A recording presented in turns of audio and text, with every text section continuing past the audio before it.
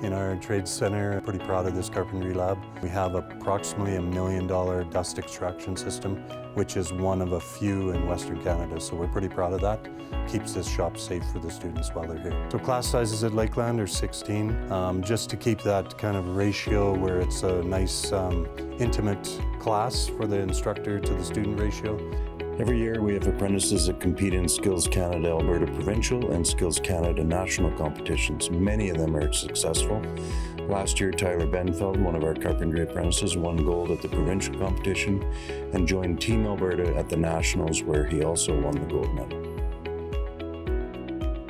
I've learned lots from my instructors about how to work with employers and how to perform different jobs and tasks and stuff on the job site, and it's helped me tremendously. I think the atmosphere at Lakeland was very beneficial to me. I was able to make new friends, develop new social skills.